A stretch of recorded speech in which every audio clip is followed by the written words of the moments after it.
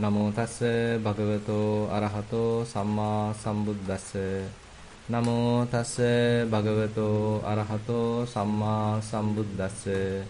Namo tassa bhagavato arahato samma sambuddhassa. Okay, dear venerable brother, dear Dhamma friends. So actually we were discussing Samadhi Bhavana Sutta, which is available in the Anguttara Nikaya. So here actually Buddha talks about 4 types of concentrations. So the first one Buddha mentioned, if one develops, it leads to the dwelling happily in this very life.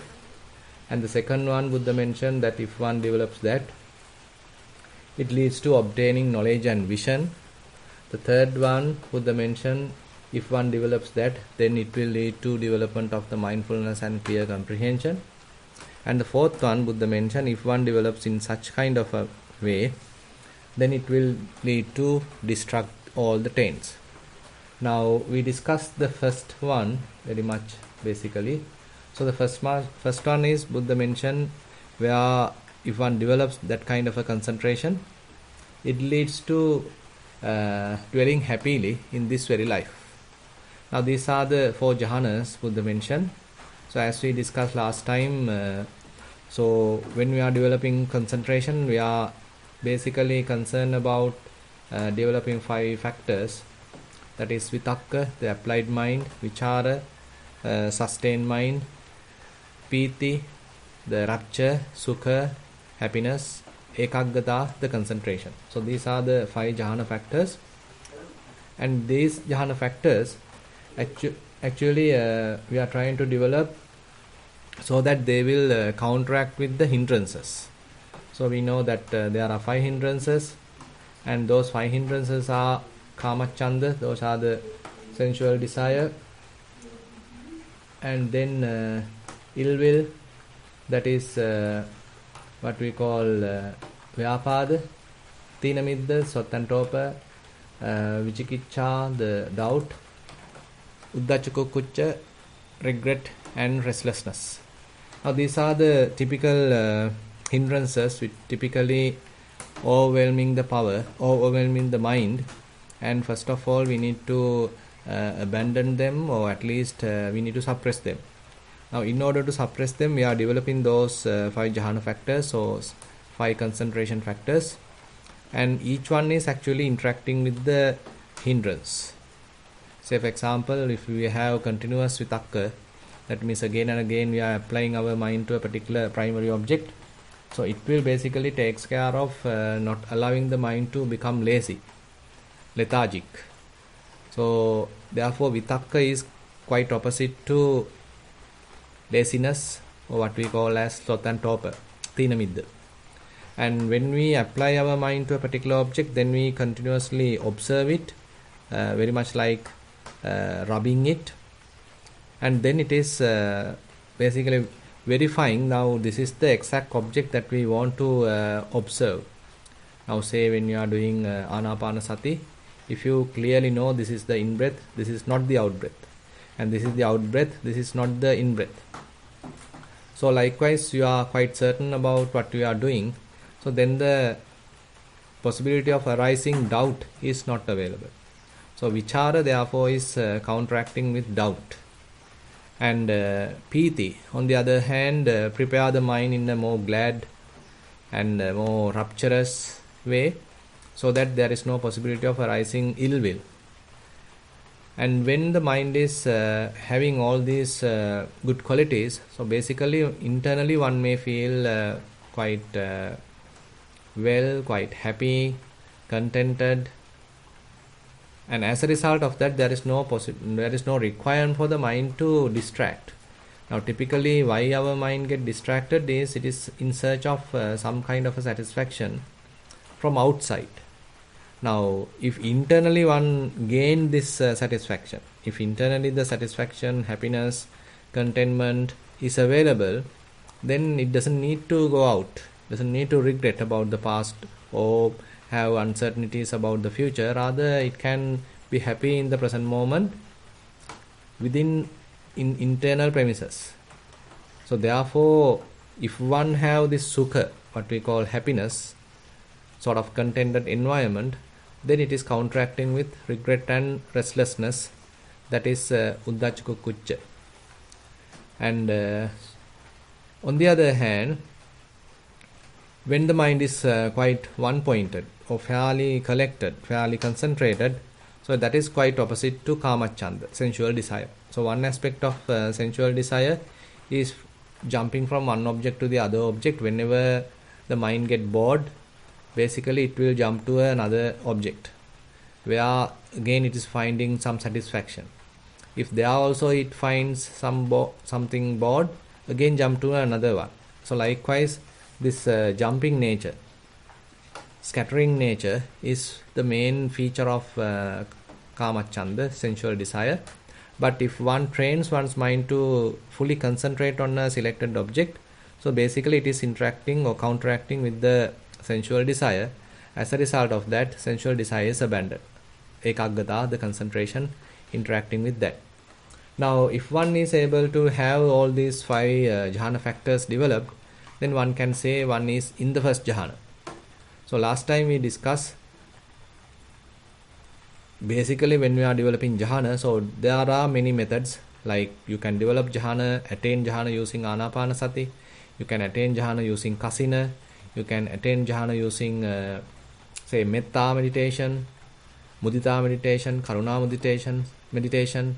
So likewise there are many methods are available, and therefore even though we consider the jhana factors are there are certain other qualities sometimes add or sometimes change the quality of the jhana.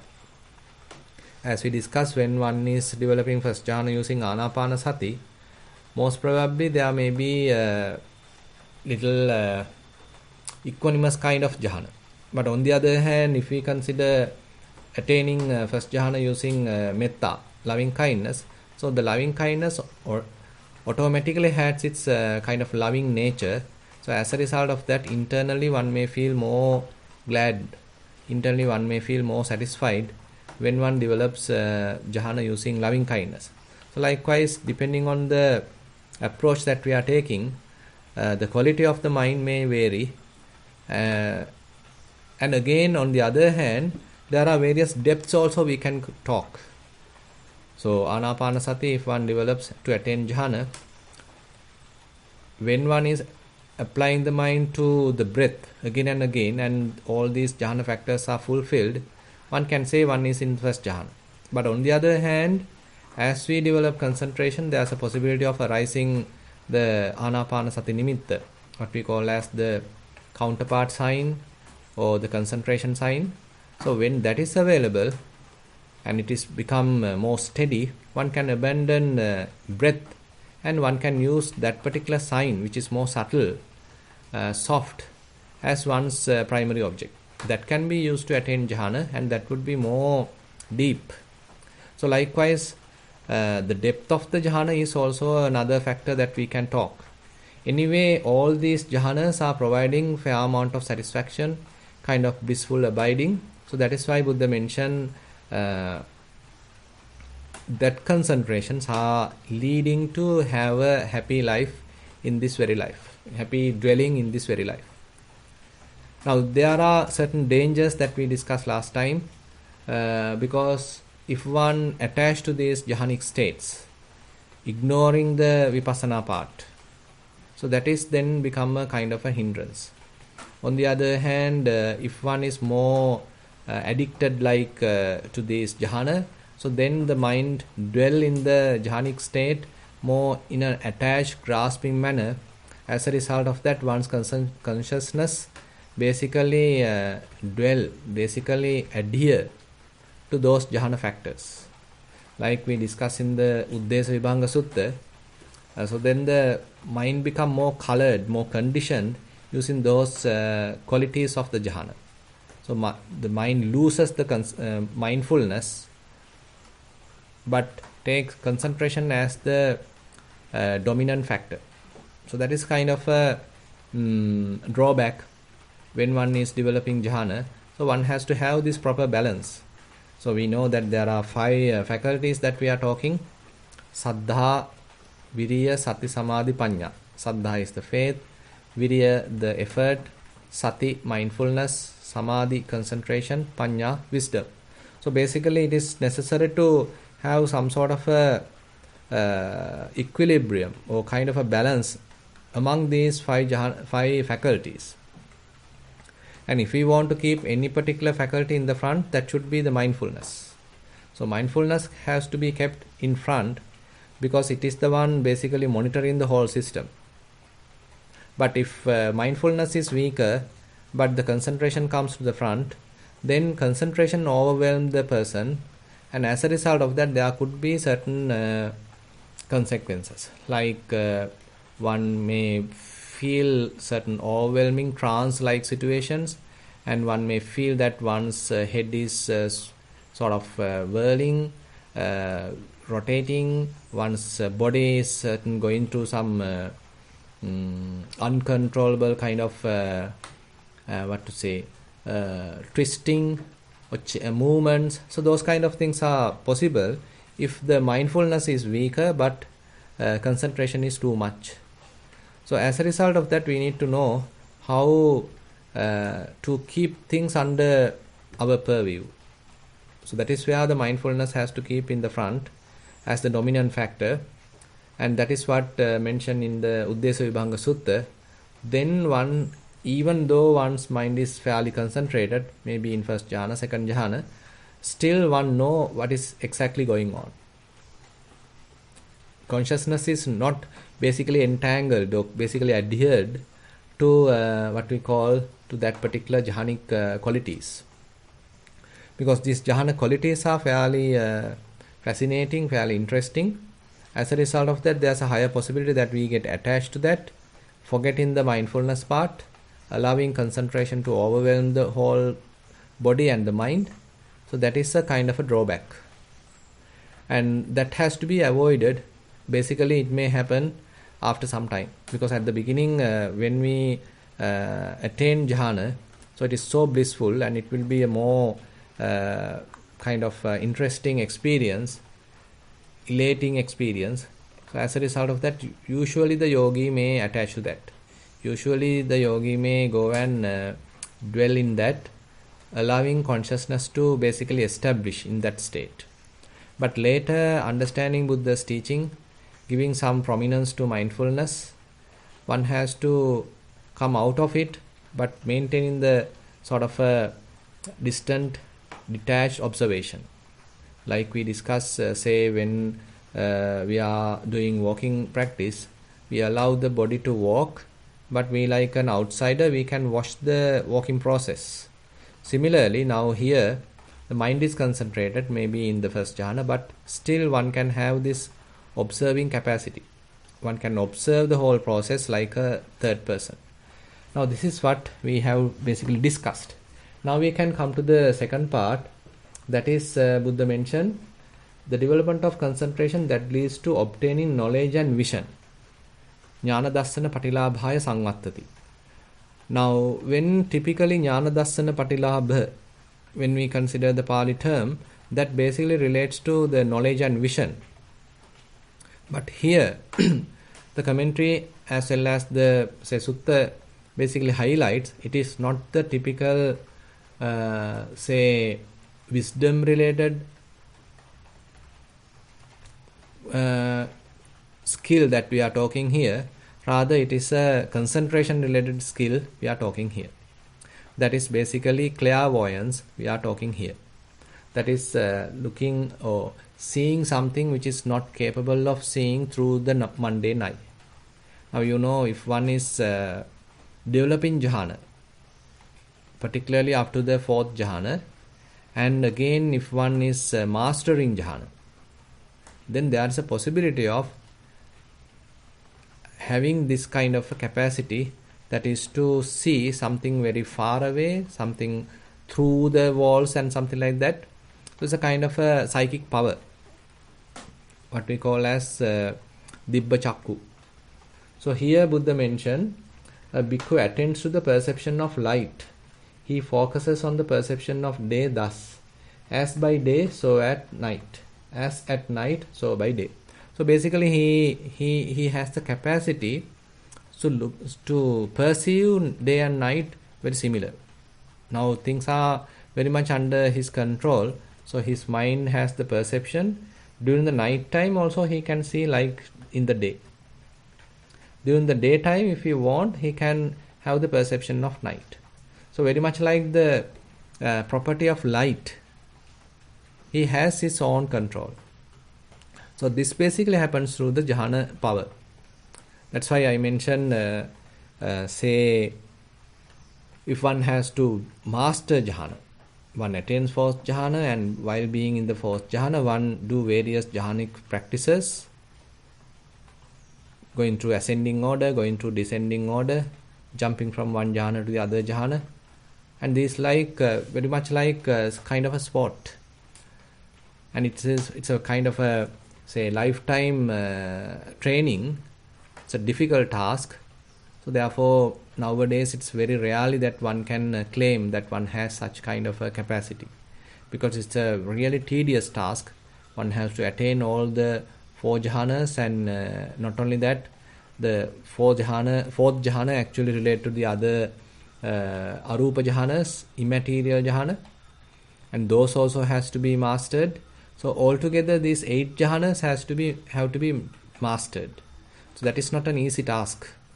So jhana mastery is a lifetime project in a way.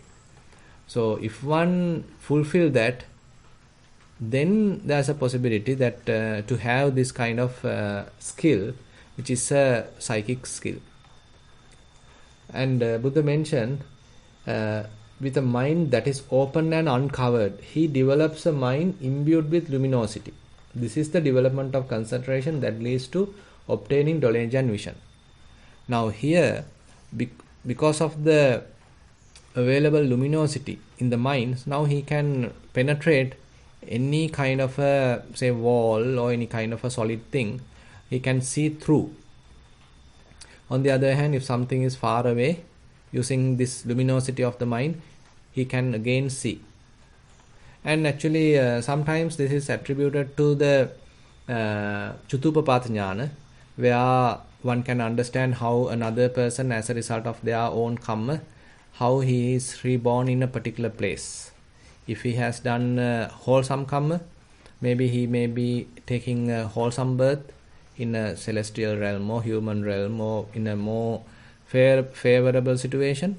But on the other hand, if one has conducted unwholesome karma, as a result of that, he may take a sort of unwholesome birth.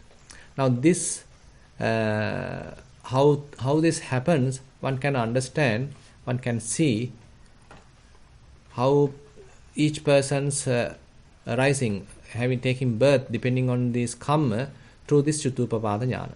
So the Chutupapata jnana is also attributed to this Dibba Chakku. So these two seems going together, and therefore in Dhamma that is also considered as a psychic power, and that also may be possible using this. So all these are actually depending on the mastery of jhana.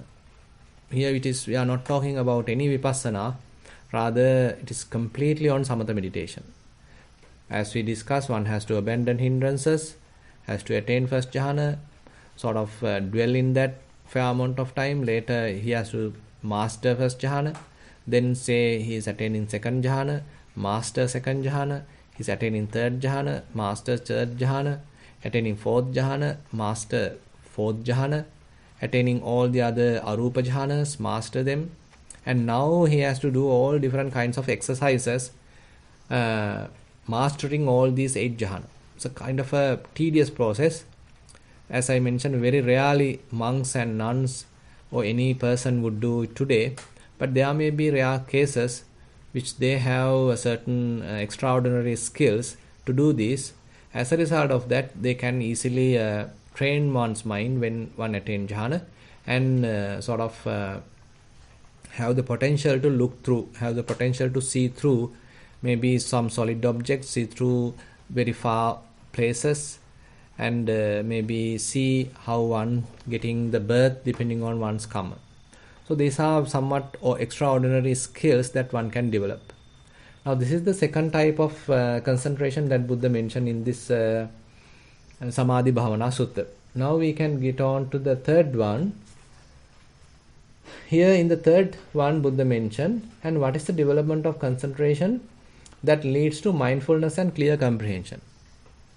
Now we know about mindfulness. Now basically one may start developing mindfulness. So it is not the concentration one can immediately develop, rather the mindfulness well developed can easily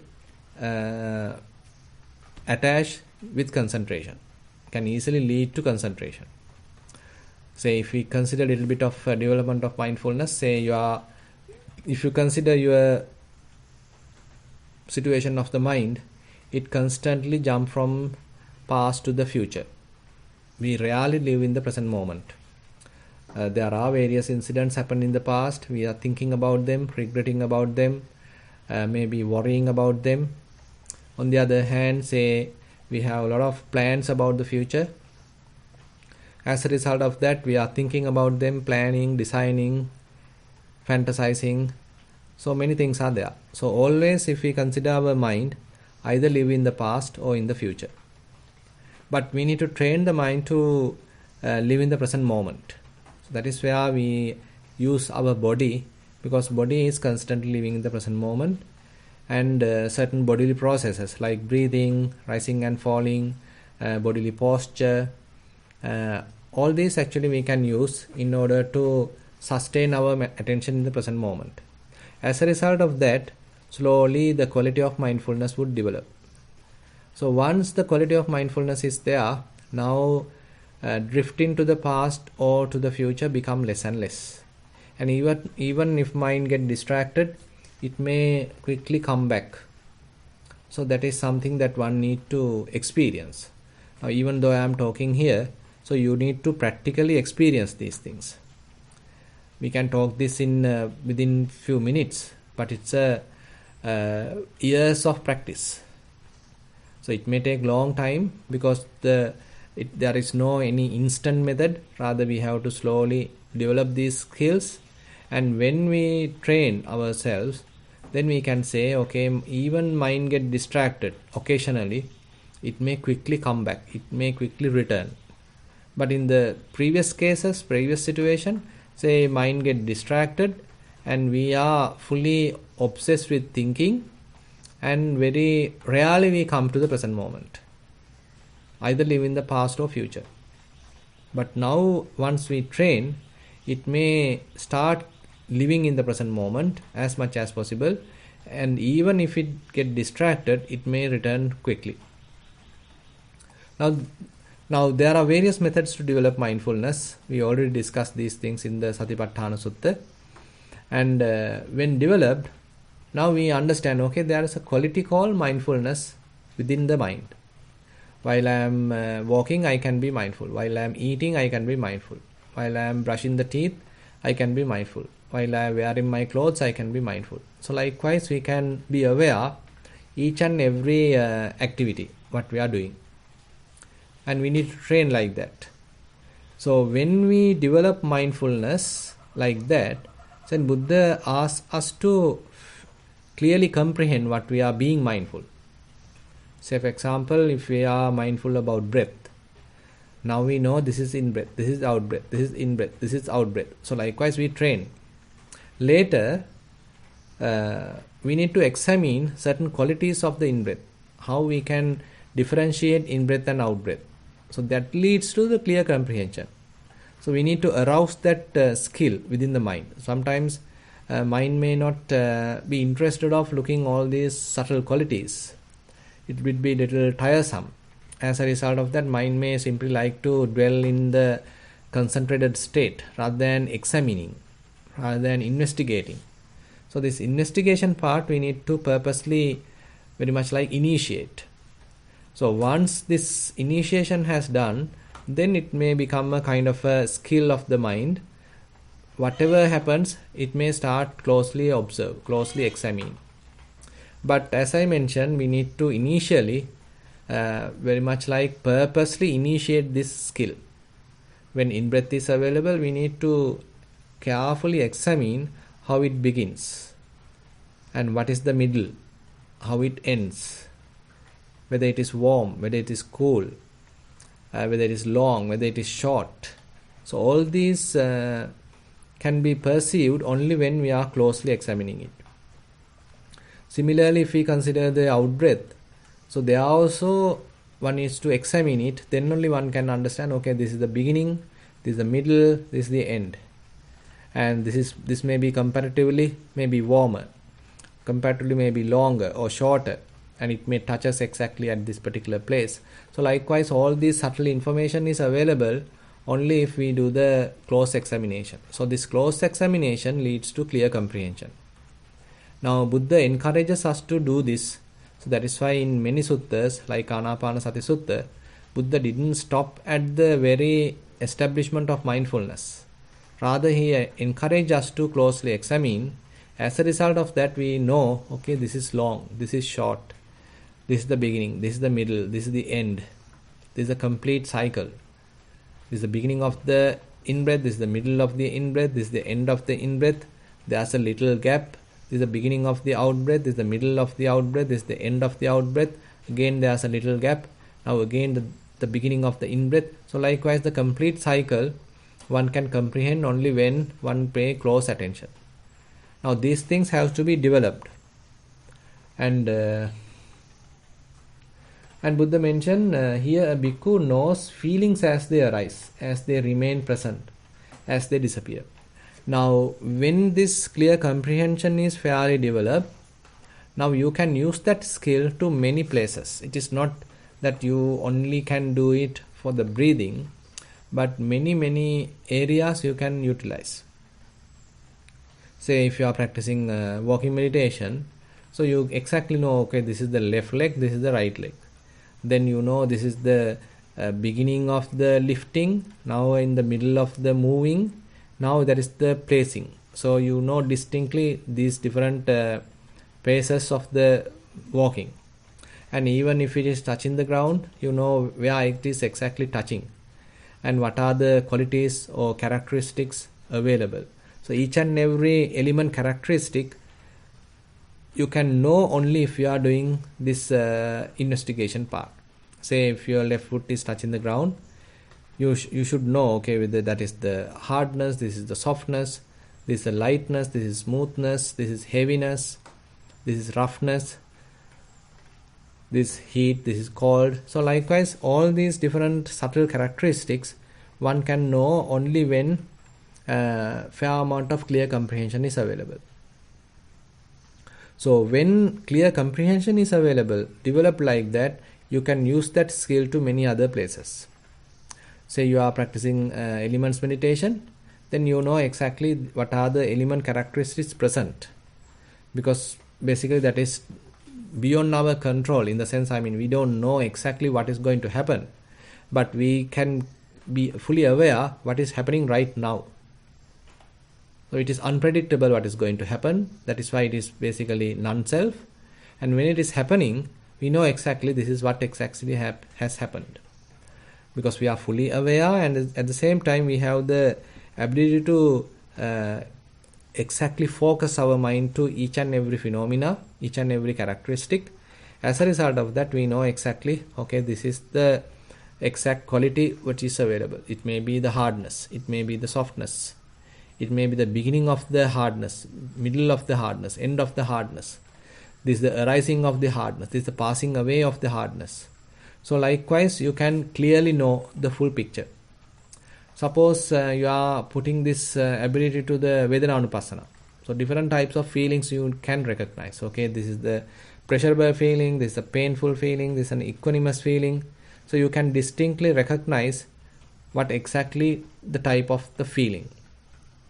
And when you know that, suppose you know now there is a pleasurable feeling, so you can recognize, okay, this is the now only it is arising, now it is available, now there's a kind of a pleasure available, pleasurable feeling available. So you know that now it is fading away. Now you know exactly, while you are doing the observation, you know the ups and downs of the pleasurable feeling, how the intensity varies, you know. Now this is where the clear comprehension further improves. Now, at the beginning, you may establish clear comprehension using Anapanasati, for example.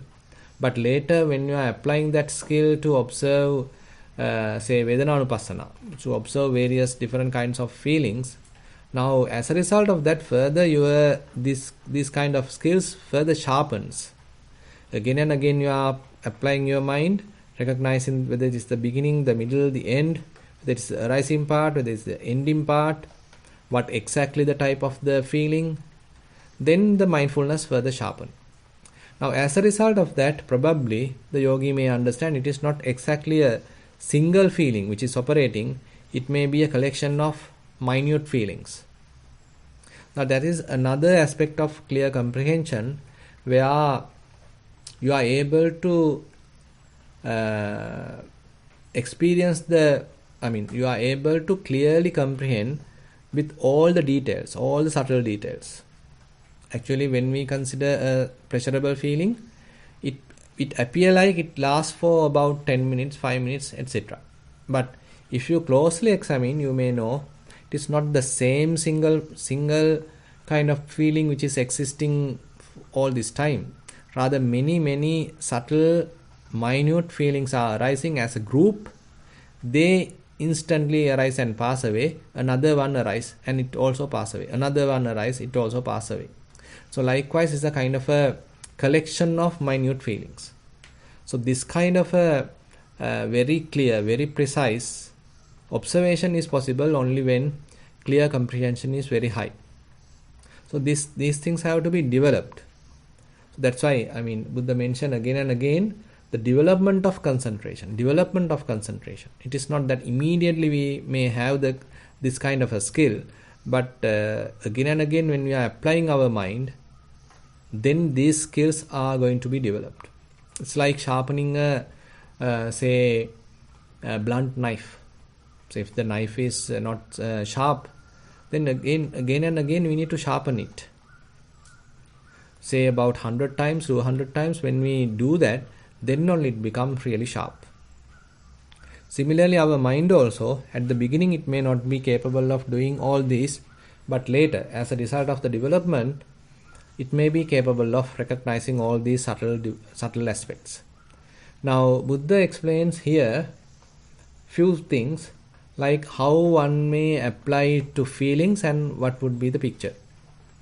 If one apply to feelings, he may understand, okay, there are different types of feelings: pleasurable feelings, painful feelings, and equanimous feelings. And again, even though it's a painful feeling, it may has certain qualities. The intensity may vary, and again, it may has a collection of feelings. And similarly, the collection of feelings in the pleasurable feelings. Similarly, in the equanimous feelings. So likewise, many interesting information may be available as we are moving forward. And as a result of that, now one can know how each minute feeling may arise, how instantly it passes away. Feelings as they arise, as they remain present, as they disappear. So altogether appear like it's a pleasurable feeling. You know exactly how it is arising and how it present and how the whole thing pass away. At the same time, you can clearly comprehend it consists of a series of minute feelings and how each and every minute feeling arises and quickly pass away. Similarly, Buddha mentioned this to the perceptions, as they arise, as they present, as they disappear. So one may keep one's attention on the mind, and time to time there may be various perceptions happening in the mind. Say you are trying to keep your mind empty. At that time, suppose you are getting a little mental image about your son, about your daughter, about your mother, about your father, whatever it is. So that's a simple mental image. We can say a rupa sanya, a perception derived from a form. But typically what happens is that we attribute a person to it. Oh, this is my son, this is my daughter, this is my mom, This is my father. So likewise, we immediately attribute a person to that. If we are not doing it, trying to recognize it as a mere perception, mere sign, then we are in a different, say, kind of a paradigm shift. Previously, we are very much like trapped in the perceptions. We being carried away by the perceptions. We are always attributing a person to the perceptions. As a result of that, we being start thinking, proliferating. But later, if we have a clear comprehension, then we can know exactly it is not a person. It is simply a mental image. So we can keep it as it is without attributing a person to that, without being carried away by that perception, without getting attracted to that perception, without getting rejected or repelled by that perception. So we can exactly know, okay, in the mind, there's a perception arising. Now it remains. Now it's passing away. Now we are the ones feeding the perception. So there may be a little perception arising in the mind, but we make it kind of a strong one. We are pumping a lot of energy. We are feeding that. Then the perception is growing, and ultimately it becomes a completely different thing, which is not the one actually arisen. At the beginning, what is arisen is a very slight perception, very small one. But we add so much of things to that. We do a lot of fabrications. As a result of that, this perception becomes an entirely different perception. And sometimes we call it as sanya vipallasa, perversions. We are getting to perversions of the perception. What we have, what we comprehend is not the reality. The completely distorted view we are going to have. So these are very constantly happening in our mind. So only through vipassana, when one's mind is capable of recognizing all these subtle aspects, then one can understand all these subtle points. Otherwise, we simply habitually do all these things. We don't know even. When an image happens, immediately we attribute to our son, to our mother, to our father, and we start loving, we start calling, we start writing, we start talking, and we are trapped in the whole situation. But if you have mindfulness, if you have clear comprehension, now you are in guard, you are quite vigilant, and you know exactly what is happening in the mind. The mind was clear, but now a mental image appears in the mind. Now you know exactly, it is not my mother, it is not my father, it is not my son, it is not my daughter, it is a mental image. So you are keeping that in that level. You are capable of looking at it objectively. As a result of that, you are not feeding it. Now you know it is now fading away. Instead of developing, multiplying, now it starts fading away. So likewise, Buddha mentioned, if one have this kind of exercise again and again, it gets sharpened. At the beginning, it is true that you may get sometimes carried away. But slowly, as you are continuing your practice, now you become capable of handling it properly. When there are mental images appear, you can keep them as mental images. You can recognize them as mental images without getting carried away by them. And then Buddha mentioned, he knows thoughts as they arise, as they remain present, as they disappear. That is the other part. Now we discuss about the perception part, sanya, and now Buddha talks about the thoughts, that is sankhara. Now, when thoughts are there, the same thing happens typically. We can't recognize them as thoughts, we consider them as the reality, we consider them as that we need to immediately act upon them, and then we start jumping, we start reacting, we start talking, we start writing, we start fighting. All these things are there. But if we consider carefully, what is arisen is simply a thought. So, looking at thought as a thought is therefore extremely important. So, one can't do it immediately unless one has mindfulness and clear comprehension. Probably you can remember in Anapanasati Sutta, when it comes to Chittanupassana, Buddha makes a kind of a categorical statement. Buddha mentioned, Naham bhikkhave muttassatissa asampajanassa anapanasati bhavanam vadami. Monks, I am not recommending this anapanasati meditation, particularly this Chittanupassana part, for the person who is lack of mindfulness and clear comprehension. Now, in order to do Chittanupassana, so it's a must to have mindfulness and clear comprehension. That's why, no point of immediately trying Chittanupassana if one doesn't have enough mindfulness, enough clear comprehension. Then what happens is immediately you being carried away by thoughts. Because thoughts have more attractive nature, more deluded nature, delusive nature, and as a result of that, when we are trying to look at them, unfortunately we start feeding them, providing them strength, and ultimately we start thinking, and ultimately we will be in a complete obsessive thinking, maybe in the mental proliferation. We again and again get caught to this mental proliferation because we don't have mindfulness and clear comprehension. But when one develops mindfulness and clear comprehension using all those simple techniques like anapanasati, rising and falling, maybe maintaining mindfulness at various daily mundane activities, walking meditation, etc. So then you are developing this skill.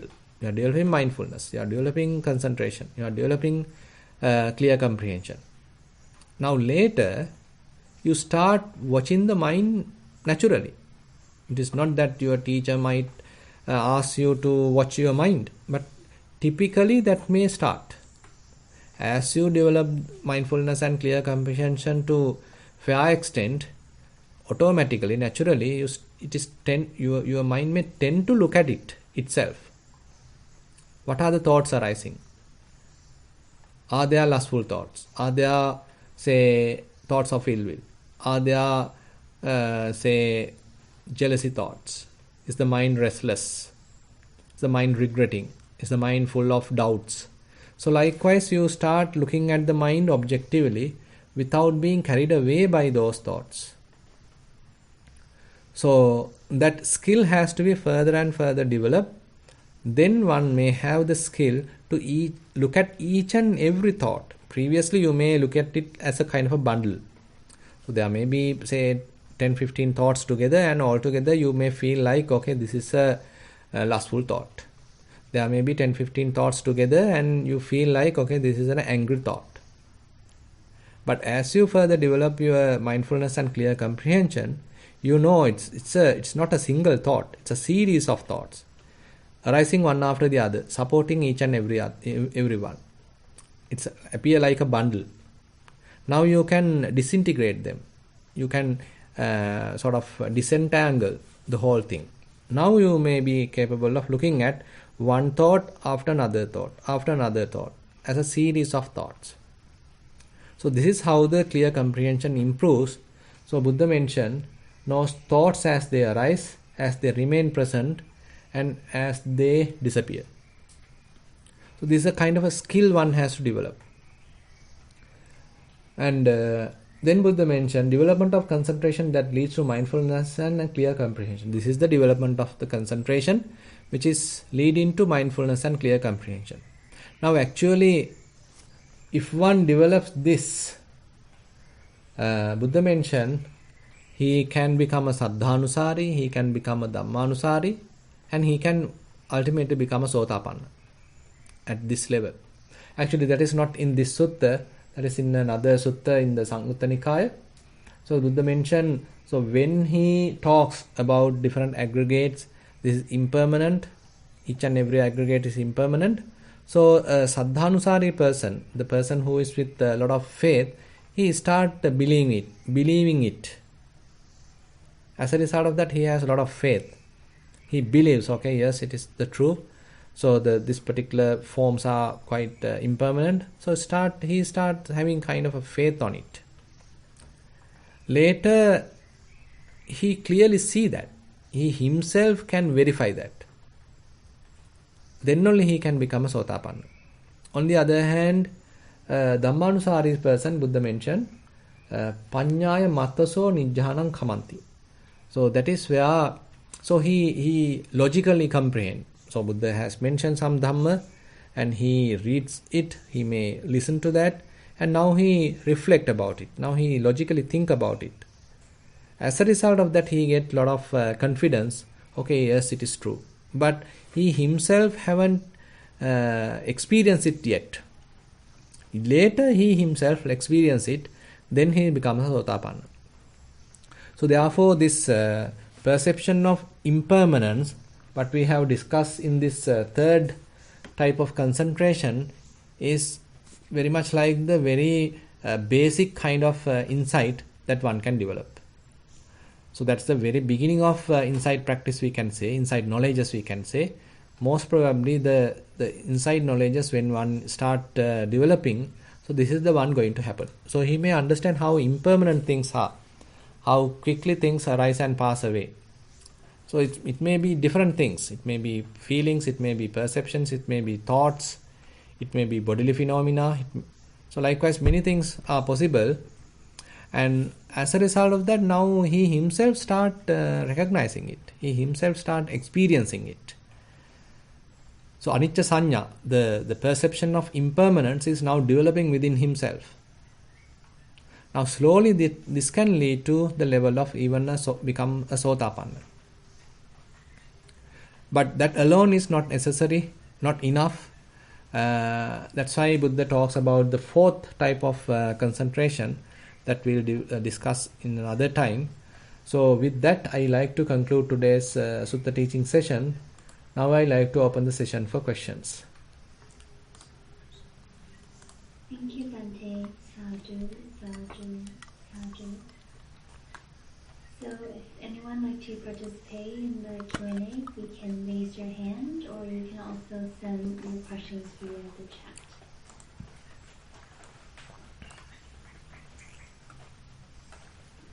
So Honey, you may unmute. Thero Saranai, thank you, Jennifer. Avasarai Bhante. Yeah. My question is, actually it's a clarification. So basically, when sanya or perceptions become sort of, you start building on that, it becomes sanya vipallasa, or a perversion of the sign. Mm-hmm. Now, is that the same as sankhara? No. Actually, sankhara may also support, definitely, because it is not immediately that the say perceptions alone can make the perversion. So actually there is a significant support coming from sankhara, but typically what we say, as a result of all this combination, ultimately we have a kind of a internal perception. It's kind of a preconceived idea now available within the mind. Okay, things are permanent, things may give us satisfaction. So there is I here, there is a person here, and this is very beautiful. So likewise, we get into perversions, and then it become kind of a deeply rooted perception in oneself. So that is why it talks about three levels: sanya vipallasa, chitta vipallasa, and then ditta vipallasa. At the very root is the sanya vipallasa. So as I mentioned, say assume that there's a mental image appear in the mind. Now you attribute a person to that, and you start looking at it, you start thinking about it, and then you consider, okay, he's really a good person, he's an attractive person, he's a lovable person. Now later, again and again, when you are doing that, now that kind of a perception start deeply rooted. Immediately now that perception is very much inculcated in your mind, deeply ingrained in your mind. Next time when you look at him, okay, you immediately jump to the conclusion he is a good person. That preconceived idea may immediately come to the front. So it may be a perversion happening in the mind. So similarly, say when we consider things as permanent, things as really beautiful, things may provide us enough satisfaction. And so likewise, there's a deeply rooted perception now we have, and it's a kind of a perversion. And later, more and more we think about like that. So at the mind level, mind also constantly operating in that direction. Very much like mind has now conditioned into looking at in that angle. So if you like a particular person, okay, immediately you start developing that thought of that kind of thoughts. If you don't like a particular person, okay, the mind is now fairly conditioned, okay, now similar thoughts may start arising in the mind. Now when it becomes to ditti vipallasa, Buddha mentioned, okay, very much like fixed now. You can't change it now. Very much like your mind is deeply rooted, completely conditioned, and no one can even change it.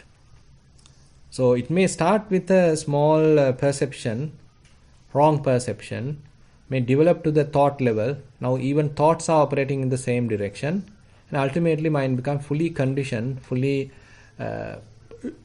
fixed into a particular way of operating.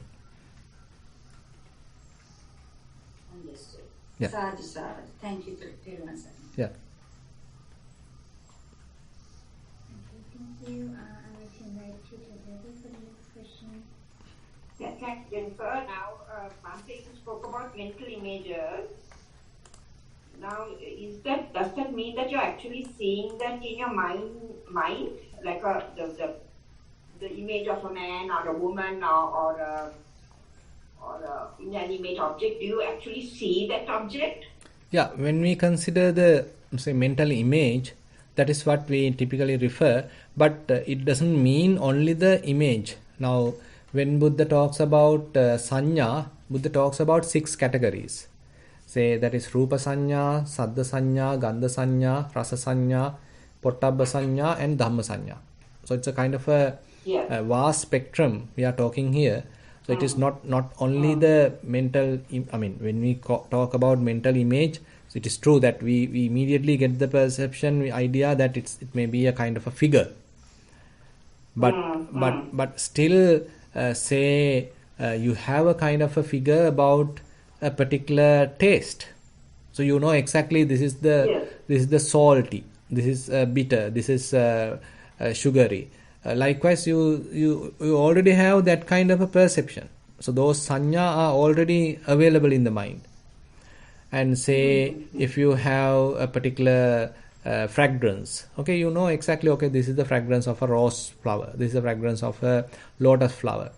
So likewise, even if your eyes are closed, if someone is taking different types of flowers closer to your nose, probably you can recognize. So all these comes under the category of perceptions, signs. So using which we do the recognition. It is not always. It is not always necessary to have a mental image, but it is easy to explain it using a mental image. Because it can come through a smell or a sound or whatever, right? Yes. And it can also at the same time, the thoughts also can come at the same time, because it's a very fast sort of occurring thing. Would that be right if I said that? Yes, because actually, these 5 aggregates are working together. For our easy understanding, for easy sort of distinct knowing each and every part, we are dividing the whole experience to 5 parts. But they are internally operating, internally interlinked, we can say. So when the mental image is available, there immediately the thought is also available. The thought consists of mental image being supported by a mental image, and say it has been derived from something we have already seen, for example. It has some contribution coming from the form, and now immediately if you consider is my son, for example, okay, now there's a kind of a pleasurable feeling. Maybe you feel pleasant, you feel happy. The feeling part is also there, and now you recognize, okay, he is my son. Now the consciousness part is also there. Now all these 5 aggregates quickly working together and give us kind of a perception. Yes, and then the mental proliferation can start, right? Yes. Then you also went on to say, when you were talking about the jhanas, the vitakka, vichara, you said Preeti counter affects the ill will, and the Sukha, the regret and restlessness, and the Ekagata, the Kamachanda, sensual desire. Yeah. Now, I missed the Vitaka and Vichara. What do they counteract? Yeah, Or do Vitakka. they counteract anything? Yeah, Vitakka means again and again we need to apply our mind. Say, for example, if we are using breath as our meditation object, so breath happens again and again. In breath happens, out breath happens, in breath happens, out breath happens. So it's a continuous process. So mind doesn't have time to rest. So always it has to get activated. So as a result of that, it is counteracting with sloth and torpor. Yeah, right. And then the Vichara? Vichara, actually, that particular object, he has to, verify. Okay, this is the in-breath. He very sure this is not the out-breath. He is quite sure now this is the in-breath, not the out-breath. So basically that kind of an assurance,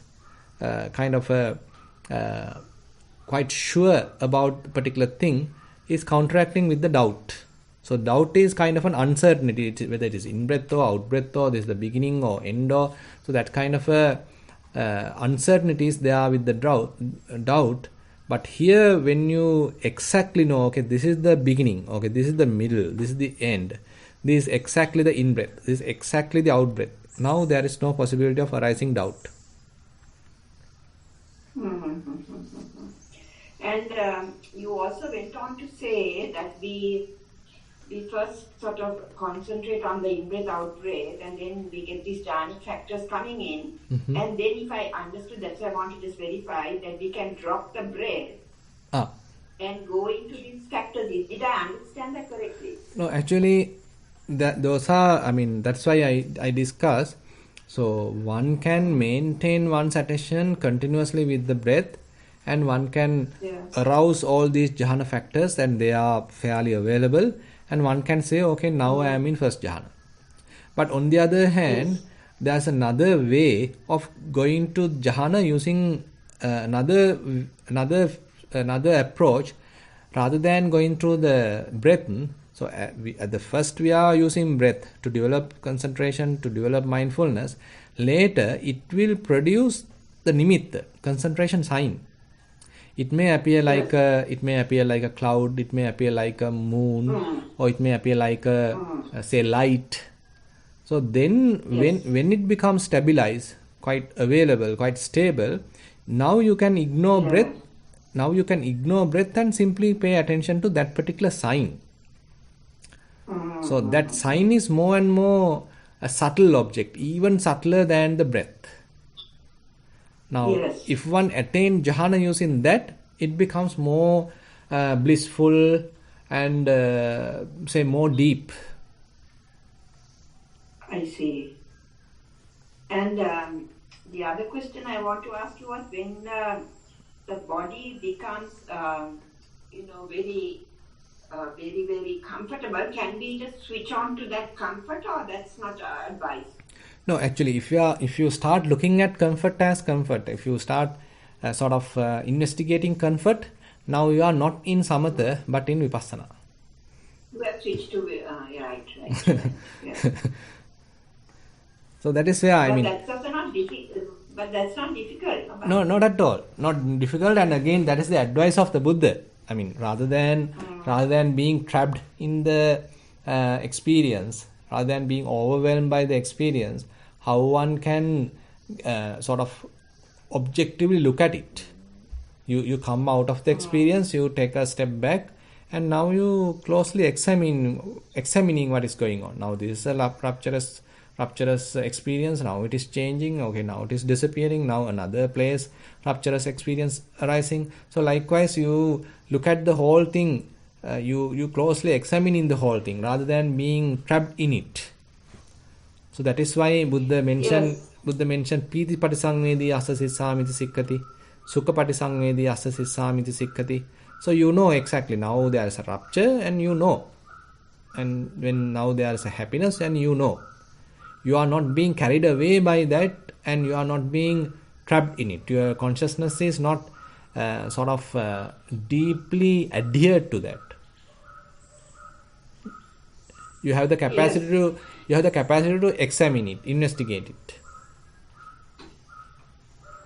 Yeah, then when you are doing all those things, then you have moved to the vipassana anyway, isn't it, Bhante? Yes, yes, If yes. you are looking at the breadth, the middle, the beginning and the end, then you have already gone into vipassana. Yeah, we and can the say characteristics. exactly. So actually, from So this, then you're actually now sorry, when Bhante, yeah, carry on. yeah, when Buddha talks about these 4 types of samadhi, the very first 2 are purely on samatha. The other 2 are on vipassana. So we Yes. only discuss. But he's Yeah, yeah. Go ahead. But he still talks of the second and third jhana, no? Even though we are doing all that. Jhana we already discussed all the jhanas fairly. We discussed in the under the first category. Now on the second Yes. second They are only in the first category. first Okay, category, yeah, okay. yeah. The second category we discuss. I mean, if one is capable of mastering jhana, then he can go to the psychic powers, and that is the second type. The third type is actually where mindfulness and clear comprehension is available, not only the concentration. Now that is one can even take to the level of sotapanna. Yes, yes.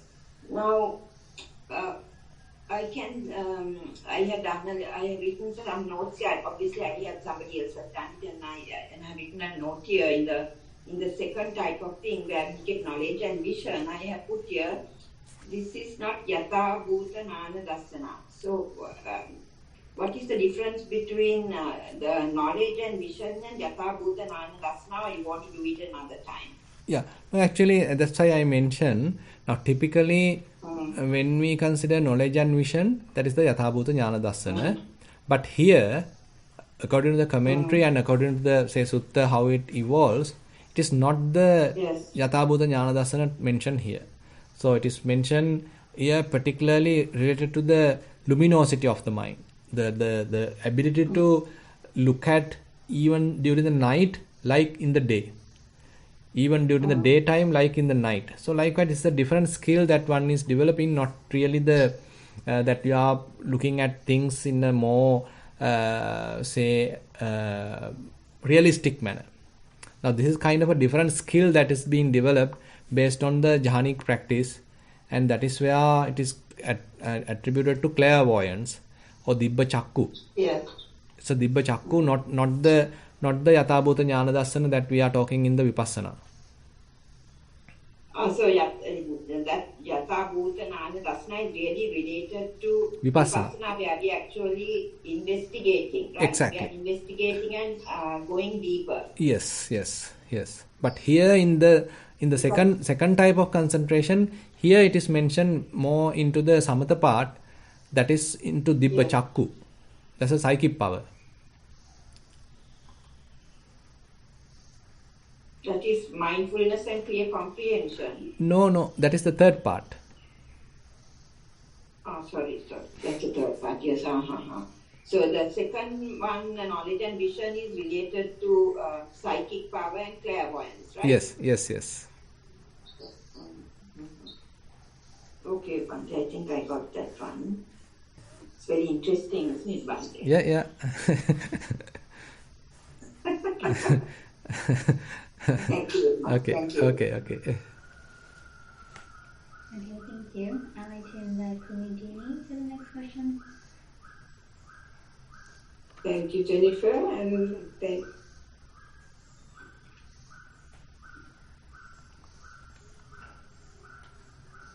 We can't hear you now.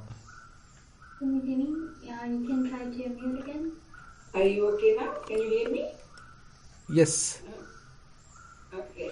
Thank you, Jennifer and Bhante. Thank you for your interesting talk today. My question is, at the beginning you were talking about the jhanas achieved by anapana and metta and there are several ways.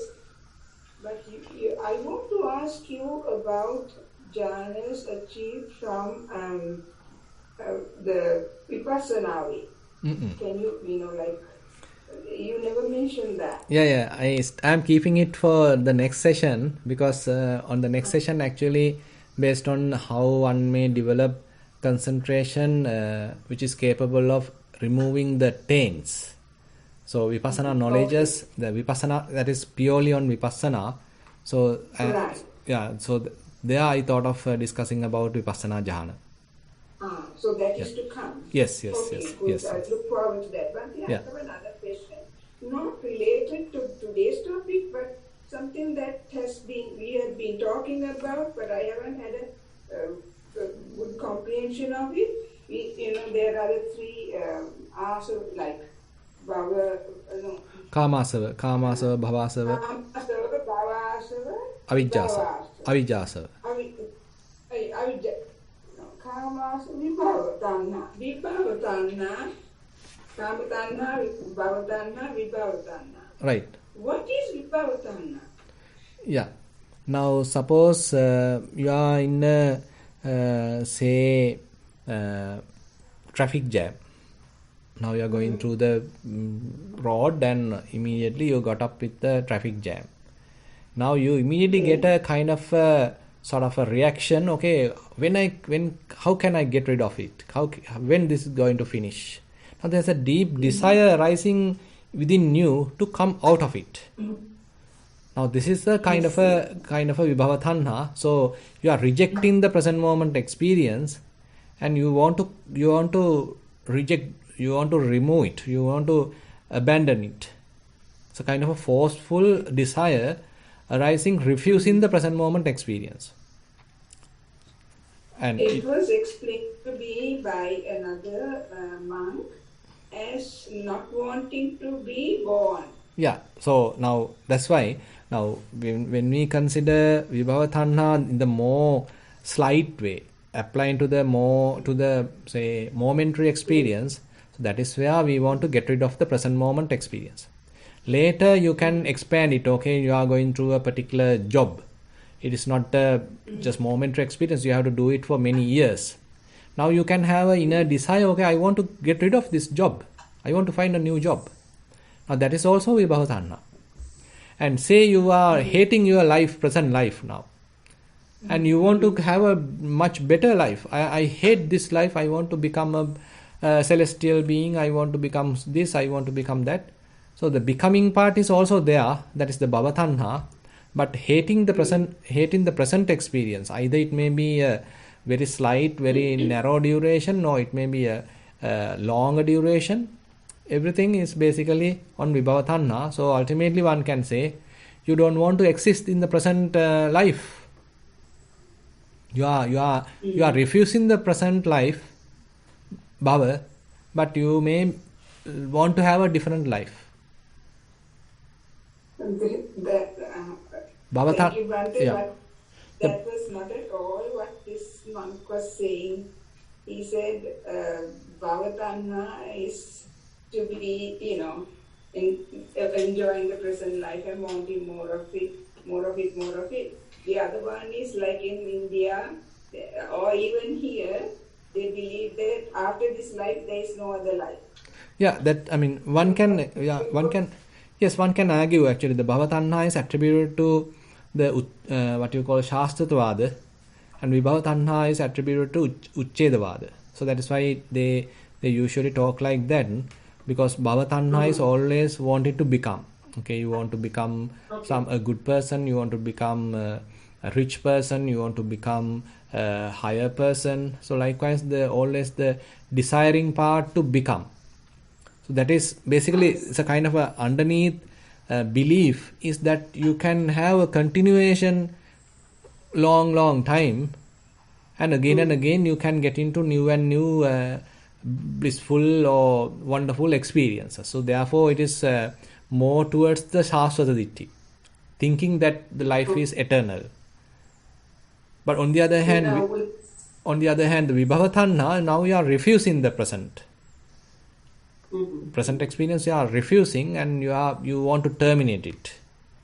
Then it can lead to the Uchcheda Ditti. So it has nothing to do with wanting to commit suicide or anything like that. Even that is possible. Yeah, even that is possible, because the Uchcheda Ditti basically does not believe of rebirth and even karma. It doesn't believe. So one can even commit suicide because he want to refuse. He is complete refusal of the present life. One other point that I wanted to ask you, Bhante, now this disillusion of, like what is this called? What is the term for it in Pali? When you Bhanga jnana? No, not the Bhanga jnana itself, that you get, like you don't enjoy the things that you used to enjoy. What is the term called? I can't remember. Is that nibbida? Nibbida, that's it. Nibbida. That anything to do with this? No, actually, that's what that's called. Yeah. So nibbida is based on the vipassana. Now, when we consider bhavatanha and vibhavatanha, they are very much like naturally available, deeply rooted conditioning of the mind. But nibbida is something different. Now, when you are having mindfulness, clear comprehension, concentration, now you do a close examination of all the different phenomena, fair amount of phenomena, and as a result of that, you get that clear vision. You start to understand the reality of the things. And now you know, they are not permanent. Now you know they can't bring you satisfaction. And you know exactly they are not under your control. Now you get kind of a dispassion, kind of a disenchantment, and that is what is called nibbida, which is always based on the true knowledge, based on the seeing things as they truly are. The knowledge has to be very much one of the very important, strong, supportive factor for the arising of nibbida. But that nibbida creates a bit of an issue, doesn't it? It can. With daily living, it is very, very problematic for me. Yeah, it can. That's why you need to carefully manage it. So you can't, the point is, now, no point of, now say you see that things are impermanent. You see that things are beyond your control. So no point, can't give you enough satisfaction. Now, as a result of that, you feel kind of disenchanted, nibbida. Now, what is the solution? So is it the solution the committing suicide? Or is it the solution? No. I'm just exaggerating the situation and telling you. So basically, so you may now start looking at various options. So either say, now certain things happen. Now say, for example, if a monk is developing vipassana, as a result of nibbida, he might now considering, okay, I better leave the monastery. I better disrobe. I better change the monastery. I better change the teacher. I better change the technique. Because all these are wrong decisions one might take because of inability to understand nibbida. Now, when nibbida arising, it's a matter of simply continuing the process, just continuing one's practice. Now slowly, so your mind may slowly understand all the conditioned phenomena are useless. No point, you can't find any satisfaction from any conditioned situation, any conditioned phenomena. Now the mind may recognize another, say, domain which is completely free from conditioned phenomena. It may completely leave grasping, and now it is being in a non-grasping state. So that is the only relief one may has. So to have this non-grasping state develop in the mind, because what you have to grasp is something conditioned. That is it. Currently I am at a stage when the things that I used to enjoy, I have no desire for, and then I'm left with sort of like worrying. Fallen down apart. Bottom has fallen out, sort of feeling. So that is what I'm talking about in daily life. So, Yeah. Now, how about keeping your mind empty? Empty? Yeah. Give me an example, Bhante. Now, say say you know exactly, okay, no point of attaching to this, attaching to that. So likewise you have some understanding. So how mind keep kind of without any kind of a thought, without attaching to any kind of physical things, without associating anything. Did you try that? No, and not specifically like that, but like for instance, even social activities that I used to, even those I don't. So I'm kind of becoming a bit of a recluse. So I don't know whether I'm at a stage when I totally enjoy that. Nor do I enjoy the other. So that's what I'm saying. Yeah. I'm caught between, two things right in the middle. Yeah. I don't know. Yeah, that's understandable, because till you are firmly established on the emptiness, so till mind is not associating anything, till your mind recognize, confident in being seclusion, so you feel kind of scattered. You feel that you lost this side and still not available another option, another solution. You feel lost. So that is quite natural. But later, slowly allow the mind to be secluded. Keep the mind peaceful. Keep the mind fairly alone, without allowing it to attach, without allowing it to talk too much, think too much. Then slowly mind may develop its own confidence that it doesn't need anything support. Right. So it has to be done through the mind itself, not with my exactly. Nothing physical. Actions. Nothing physical. Nothing physical. So your mind now has to have its own confidence being developed. Okay, I don't need anyone else's support. I have my own capacity just to be aware, simply aware about what's going on. There is no place to find footing. Okay, thank you very much, Bhante. This is very helpful. Okay. I will put that correction much better to you. Yeah. Thank you. Yeah. Okay, there's a question coming from this side. Yes. I wonder, Bhante, would this also present a sort of solution to that state of mind of being kind of stuck?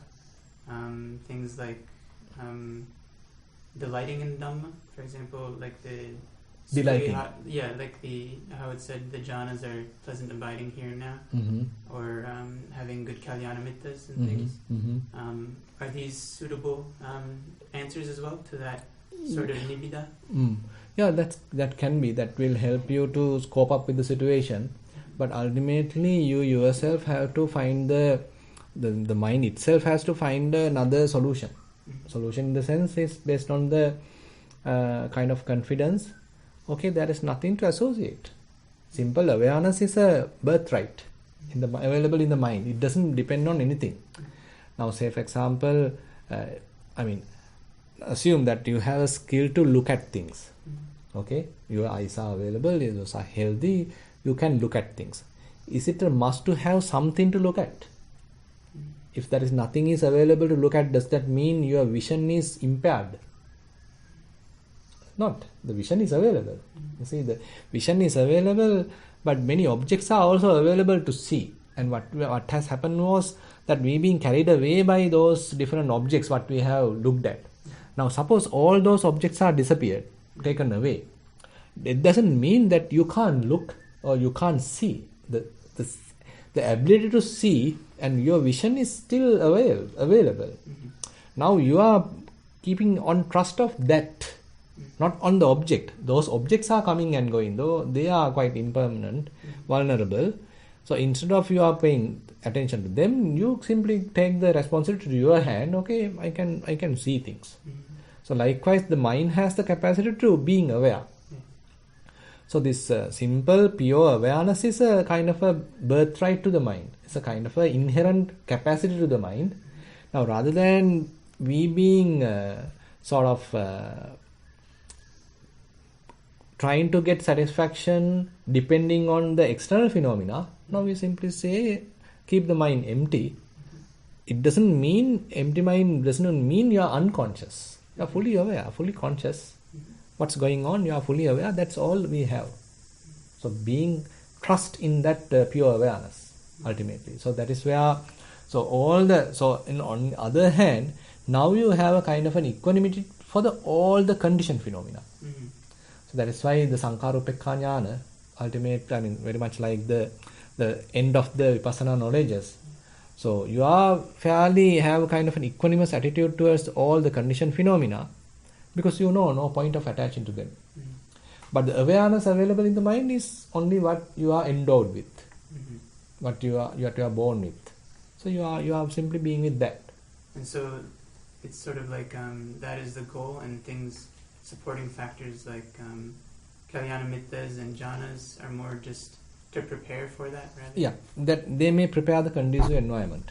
Jhana actually give a kind of a, say, pre-experience about it. Right. So because now basically prepare us for that, because our mind, typically we expect happiness from our children, our mother, our parents, our the economy and all these things. But that is completely mundane things. But later through jhana, one may understand, okay, I don't need any of them, still I can be blissful, I can be happy. Now you are completely looking at a different point of view. So you don't need any of these external physical things. I can have my own inner happiness. So now you are getting introvert, finding a solution within yourself. Right. But still that jhana is conditioned. Yeah.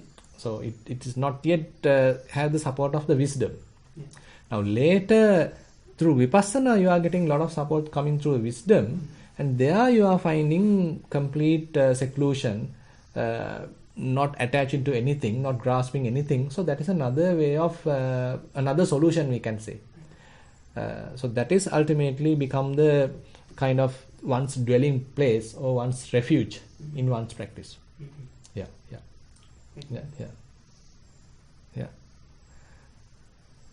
We can move forward, Jennifer. Alright, I'd like to invite Ratika for the next question. Thank you, Jennifer. Bhante, can you hear me? Yes. The question is about the third category, about seeing the arising, the remaining of being present, and the disappearing of feeling, perception, and thoughts. And now in this feeling, it is both feelings of the body and emotions, right? Yeah, we can say so, yes. And when it comes to, I can see the perception leading to thought, leading to feeling. If I'm quiet, if I'm in meditation, yes, I can see it, if it arises in my mind. Or if I'm doing something and I'm not talking, and the thought arises, I can see it. I can see the emotion arise. But if I'm involved in a conversation, it happens so fast and I cannot see it arise and pass again. I may have said something. Yeah. I might, like, if I'm just, say I'm doing some gardening and I see a beautiful rose, I can see it arising, I can see it passing away, I can see the pleasant feeling arising, all that. But if I'm talking with somebody, I might let it go further, because I will get how beautiful it looks, so I will not let it arise and pass away. So what I'm trying to say is, I'm okay seeing arising and passing away if I'm in meditation or if I'm by myself doing something. But if I'm having a conversation or at a meeting, then I'm getting involved. What can I do about that? No, it may slowly give you the capacity. Now at the beginning it is difficult. Now when we are in a constant conversation, so we have to think, we have to talk, we have to look at the other person, we have to understand him. So likewise, many things are working in parallel. So as a result of that, we may not be. Can you hear? Yes. Okay, so as a result of that, we may not be capable of having this proper perspective. Okay, I am handling it without getting attached to things. I am handling it properly with clear comprehension. You still can't do it. Sometimes you're being carried away by what is being said. You're being emotional, but later, slowly, we may develop the skill. So it is. I mean, so likewise, there are certain activities that we can be fully aware, we know clearly what is going on, we have that fair amount of mindfulness, but on certain activities, the activity itself is quite attractive and requires fair amount of brain power, requires fair amount of our attention. As a result of that, we being lost in the activity. Yes, if I'm explaining something or if I'm talking about something, I will get very excited about it. Yeah. And get involved. Exactly. But you are saying that if I continue with the meditation and the quiet reflection, that it will spill over to the more active one. Yeah. Is that what you are saying? Yes. Basically, there are certain activities which require a lot of our attention. Now, say for example, you are writing an email in your computer. Probably you are thinking, and it's a kind of a serious letter. And probably it grabs your total attention.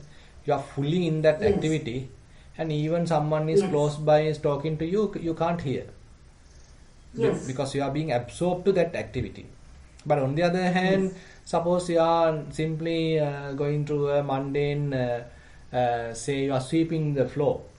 It's a simple activity you are quite used to, and it doesn't require a lot of brain power. And now someone else is talking to you, you can immediately understand he is talking to me. Yes. Something like that. So, the best way is to have that kind of mindfulness available in each and every activity. I mean, it's difficult. We can say like that, but it's difficult. Thank you, Bhante. Yeah. Thero Sanai. Yeah, Thero Sanai. Bhante, we can hear you, but you sound a little bit far away. Really? Are you able to get closer to the microphone? I am fairly closer to the microphone, but I don't know. Okay, I increase it. Yes. Yeah. Okay. I'd like to invite Sweenita to ask the next question.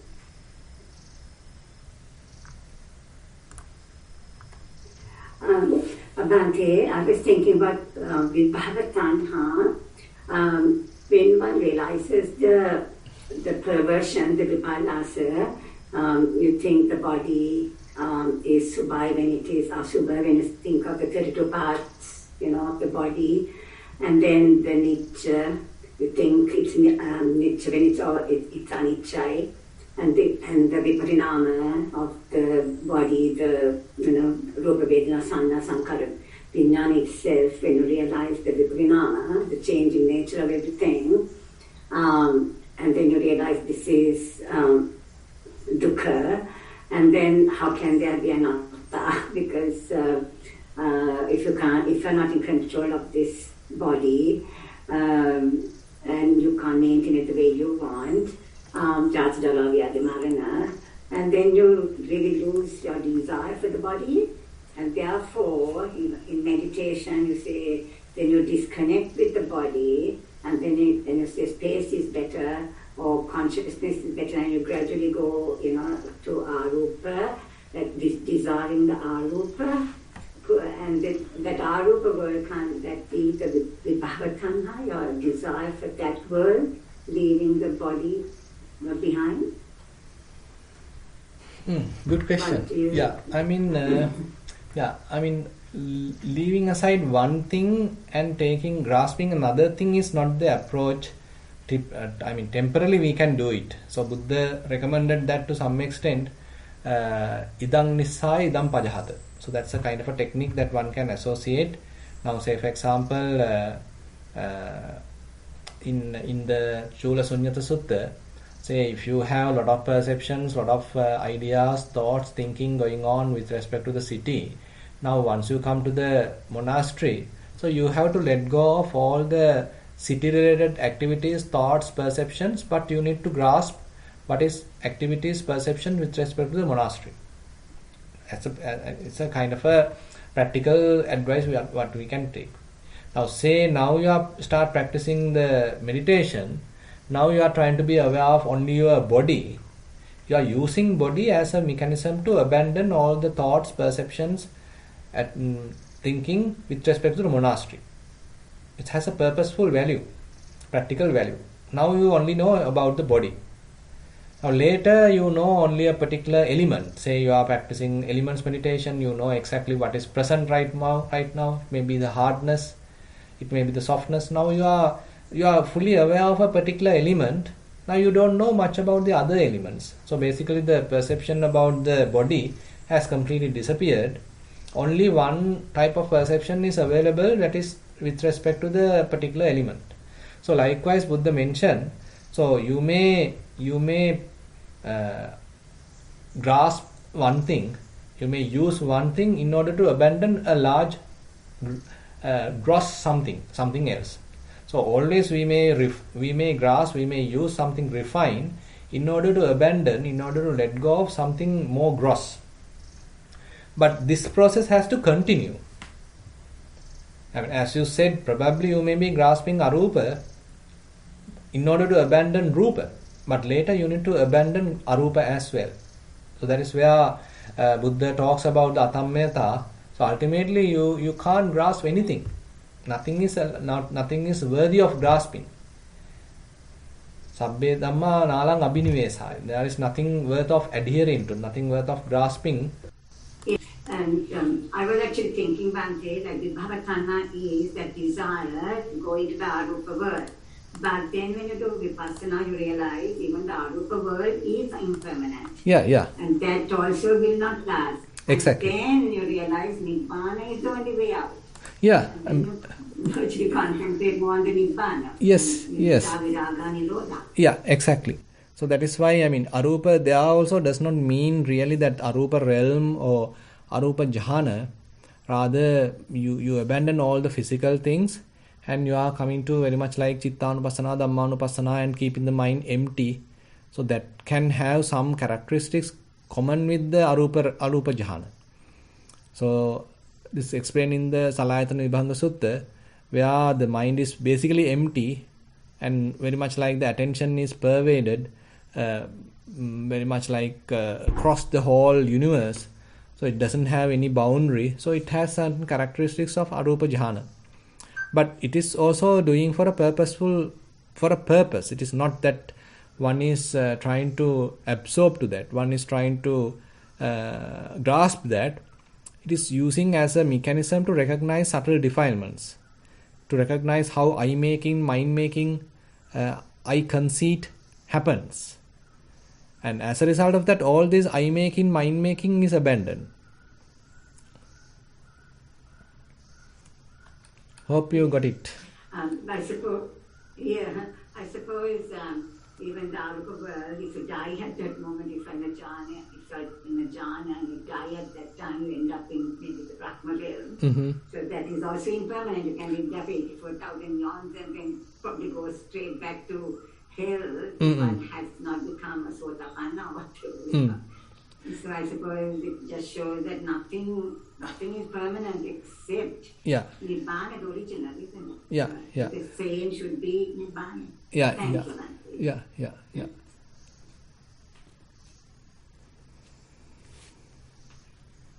Thank you, Bhante. I believe that's the last question for tonight. Okay, fine. So actually I like to add, so basically it's not the solution that we are trying to recognize arupa realm as the solution.